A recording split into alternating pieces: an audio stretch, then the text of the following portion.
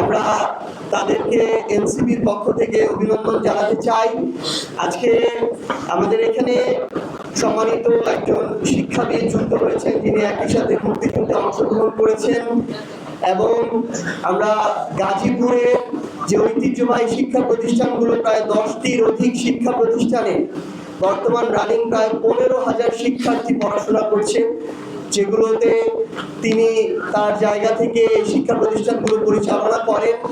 এবং একজন বরেণ্য শিক্ষাবিদ হিসেবে আমরা আমাদের সম্মানিত আরিফ স্যার সহ আব্দুল্লাহ মোহাম্মদ হুসাইন ভাই এবং ডক্টর মোহাম্মদ নাদিমুর রহমান ভাই, তিনারা আজকে আমাদের এখানে যুক্ত হচ্ছেন। শুরু থেকে একটা কথা ছিল যে এনসিপি তরুণদের দল।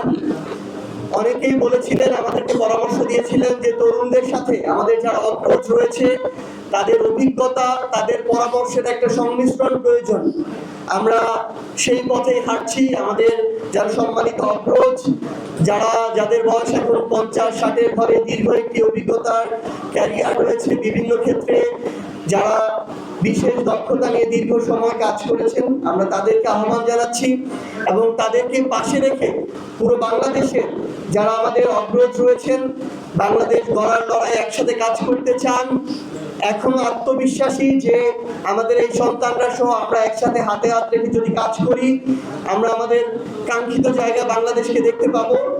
আমরা এনসিপির পক্ষ থেকে তাদেরকে আহ্বান জানাই যে আপনারা যে জায়গায় ইচ্ছা, কেন্দ্রীয় কমিটি থেকে শুরু করে স্থানীয়ভাবে আপনারা যুক্ত হয়ে আমাদের এনসিপির সাথে কাজ করতে পারেন।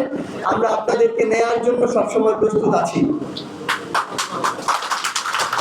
আমি যেহেতু স্থানীয় নির্বাচন পরিচালনা কমিটির দায়িত্ব পালন করছি,